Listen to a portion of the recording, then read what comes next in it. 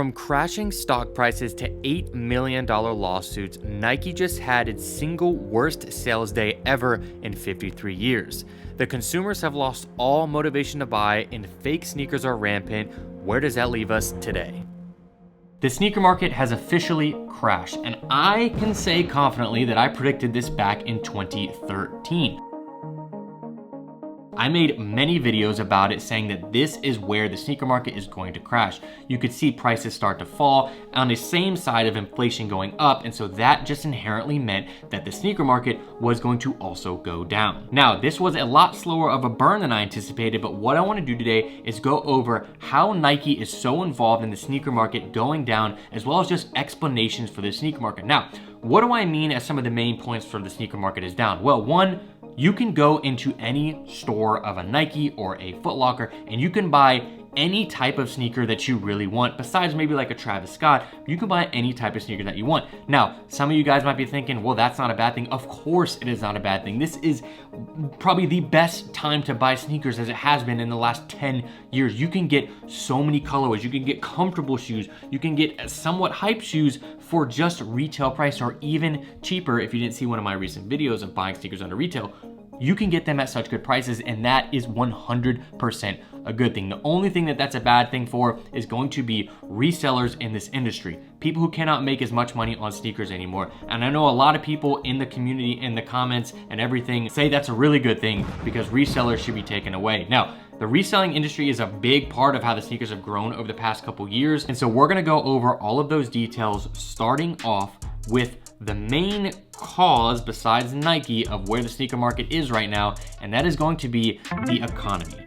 Obviously, the economy plays a massive part in this. Inflation is at an all-time high right now. Everything is expensive. Rent is expensive, food is expensive. Going to Waffle House is $40 for a couple of two. It should only be like $18. It is crazy expensive. Now, when inflation goes up, that means that people don't have as much money to spend on frivolous things that they do not need. And what is that going to be? It's going to be expensive hype sneakers, because people would rather spend just $100 on a shoe rather than $600. Unless you're really into collecting and you want to collect shoes like this. The economy is down, inflation is up, and the sneaker market has come down because of that. Now, I think it's safe to say that in 2021, the sneaker market found a bit of a high point, maybe a peak, in everyone being interested in sneakers, revolving around the era of Panda Dunks, Jordan 1s, things of that nature.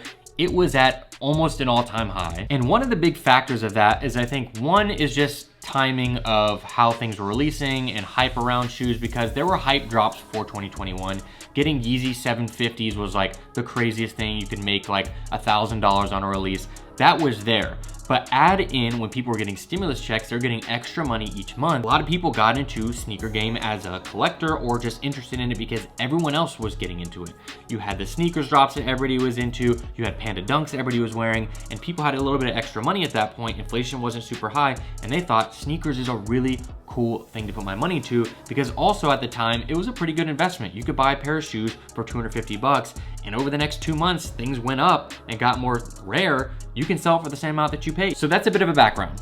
Let's talk about why Nike has such a big role in this entire thing. Now, Nike is known about the hype side of releases ever since Nike SBs back in the day. Nike knows that they're selling a product for a certain price and that people are reselling said product. There's not much Nike can do about that besides maybe raising prices or releasing more shoes so they're more available. Over the past 2-3 years, as inflation has gone up, Nike has followed that trend by also increasing their prices of the retail price of their shoes. So Air Force Ones used to be just $90. Now they're $110. That's a $20 difference, which in the grand scheme of things is a pretty large percentage. So Nike starts raising retail prices on shoes all across the board. They're able to make more and more money than ever while selling all these shoes out. Nike also sees this and says, we're gonna produce 1 million colorways and 1 million pairs to release. Hence the Nike Dunks. Nike Dunks made a crazy wave in the sneaker world where everyone had to have Dunks, specifically Panda Dunks. And then they started to make pink ones, green ones, brown ones, purple ones, everything. Every color you can imagine, they released, and they released them in a massive quantity. Now, on top of releasing plenty and plenty of pairs, those shoes, in my opinion, weren't that comfortable. So I think one, a lot of people got them, they thought they're cool, inherently thought they weren't that comfortable. Two, I think the people who were getting into mainly the dunk wave of things it was maybe their first really like sneaker. And I think a lot of people thought that that would get people into buying other shoes like Jordan 1s and Dunks and things of that nature, SBs and things of that nature. But inherently it didn't. I think what ended up happening is people bought their one pair of Dunks and decided that it was either for them or it wasn't for them. They weren't gonna be becoming a collector, because you guys know it. Your mother, your grandmother, your aunt, your uncle, everybody wanted Panda Dunks. My mom has 3 pairs of Dunks. Like, everyone wanted Dunks. And so with that, it doesn't mean everybody's gonna turn into a sneakerhead. It just means that those people are buying the shoes, and what ended up happening is they only bought that really and didn't become a full-on sneakerhead. Let's take a look at 2 years ago with the sneaker market. You could walk in to a Foot Locker or a Nike or a Champ Sports and see that there was nothing for sale that was anywhere near hype. You could not buy any color Dunks. You could not buy any color Jordans of any single number. 1, 2, 3, 4. Jordan 2s were selling on. You could not buy any Jordan that released. Flash forward to now, you can buy any of those. So as a whole, Nike increased inventory, increased pricing, consumers lost interest, consumers stopped buying shoes, consumers had less money, and so they stopped buying them. As Nike keeps producing more and more and raising the price, leaving all of these pairs sitting to be bought, and now Nike panicking. Nike panicking to a level of re-releasing, rumored, the Off-White Original 10 collection and re-releasing the undefeated Jordan 4. That is doesn't even make sense. And at first I was like, are they just doing this because it's a cool thing to do?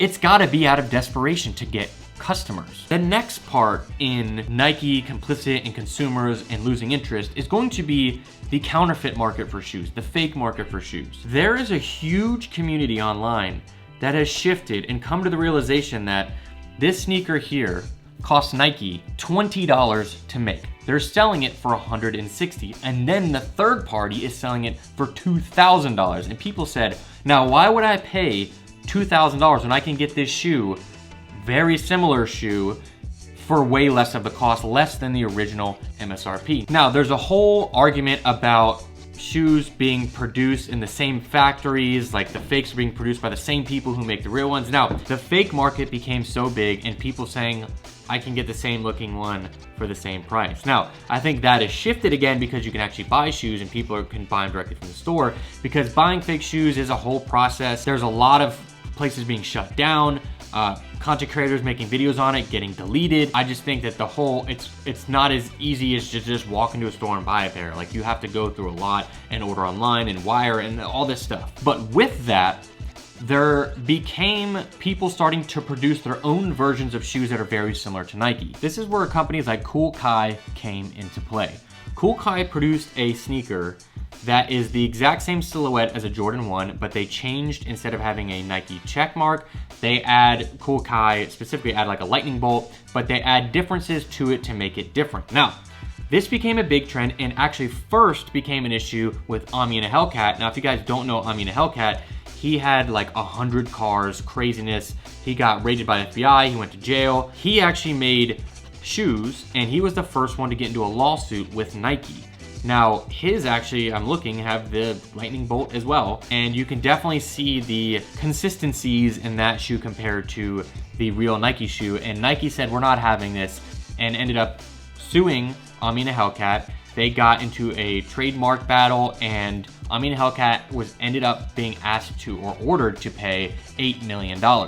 Kool Kai then also was sued by Nike, and they had to settle for $1 million. So they actually are winning in the court of law that this is a trademark infringement. And these brands are now shifting and making things that are totally different. But for a long time, people were producing these shoes and selling them for cheaper than, you know, Nike was, and making the same colorways as shoes that were coming out. So hypebeast nature has really driven the sneaker market over the past couple years, because it's a scarcity mindset. People want what they can't have, and also the ability to be an entrepreneur and make money.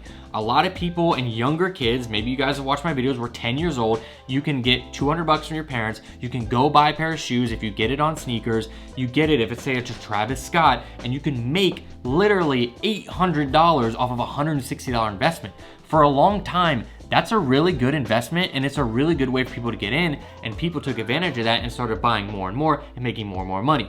Obviously, that has totally shifted. Stores are closing down all the time now.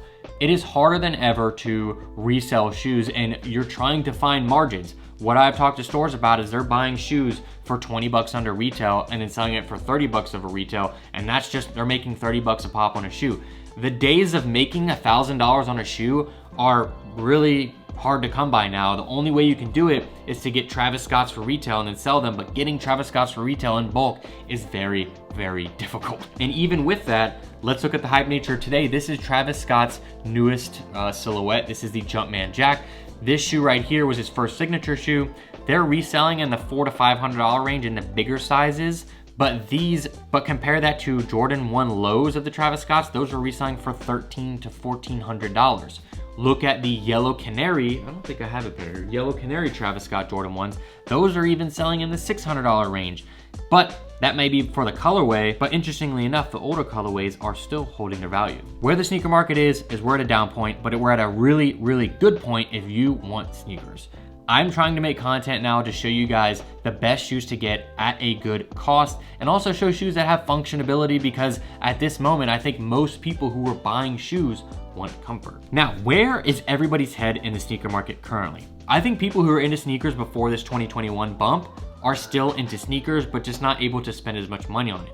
I think the consumer that is now gone, that was once there for Nike, I think the consumer now wants comfort. I think they want comfort and affordability. I think people want to buy one shoe that they can wear, that feels good, that also looks good, and they don't have to break the bank for, because at the end of the day, they know they're wearing it and they're getting it dirty. To me, this makes total sense. Even me have shifted, and my career is about shoes. I have shifted to looking for shoes that have functionality over just buying the most expensive hype pair. Now, I love shoes. I love the way they look. I have shoes in my collection, especially stuff like this. But at the end of the day, I understand if people don't have money, why they're not getting a pair like that. I want to look at the community's reaction to what's going on with Nike. There was a video made by Morning Brew saying why Nike is facing its worst performance in years. And I want to read through the comments and give some commentary on that, because I think this is the valuable insight of people who are more of a general consumer. This channel talks about a lot of topics, not just sneakers. First one here, for a sports shoe, you need consistency, and Nike doesn't have that. You buy a shoe and you like it, and then you go back for replacements, and either the shoe isn't made anymore, or you buy the same shoe and the quality is completely trashed. I think that's a valid argument. I think if you're buying a specific shoe that is in this sellout world, you can't go back and just buy the same one. But also, the quality has gone down while the price has gone up. So I think that's really valid, because there are a lot of shoes that are coming out that the quality control is not good on. I would make an argument that shoes like Nike SBs have still held some good quality, and shoes like this have better quality. But if you look at shoes like Panda Dunks, the quality on them is absolutely trash. The next comment is, re-releasing 90s designs and cutting down toe space for sure is innovative.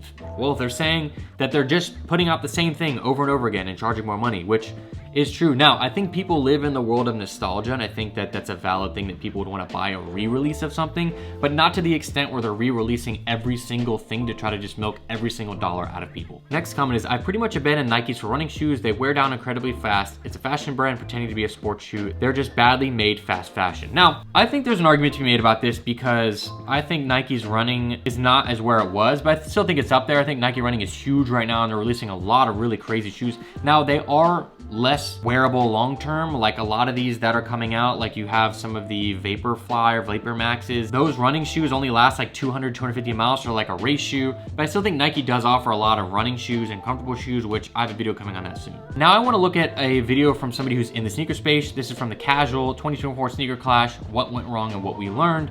Let's get into some of these comments. I'm so glad the sneaker market crashed, to be honest. Now I can freely get shoes I want and don't got to go through all the BS. Absolutely 100% true. I think that that is a light at the end of the tunnel for people in the sneaker space. It's, you can get pairs of shoes, you can get them at an affordable cost. Nothing beats that. Next comment, the culture itself is fine. OG sneakerheads are still in the sneakers. It's the resale and hypebeast culture that collapsed. I think that is 100% accurate. I think everyone, like I said before, who was into shoes before this whole hype thing is still into shoes. But the people who got in just for the purposes of making money in the hype culture have gotten washed out. There are still some big names of people established in the space who were in it before this boom that know how to handle these types of markets, that are surviving because they know how this works. But if you just got into it, like for example, there's stores in LA like Cookies and Kicks got into it 2020 and they're shut down like a year ago. A lot of stores in LA are shutting down. Next one, we're all broke and tired of consuming. Also 100% true. I think everybody bought a lot of things and got into a lot of hobbies during COVID and times, and now they are tired of it and they don't want to keep spending money. Next one, paying 500 bucks for a pair of shoes that cost 40 bucks to make is insane. That is a big sentiment that I was seeing a lot in the industry. So that is the current state of the sneaker market. I think that it is in a good spot for people to buy shoes. I think it's important to focus on what is important to you when buying shoes. If you like the hype and the story behind shoes, you're able to get those things at even lesser prices now, and you're able to get newer things at lesser prices. So thank you guys so much for watching. If you enjoyed this market recap of the year, please leave a like down below, and I'll see you guys in the next one. This is Harrison, signing out.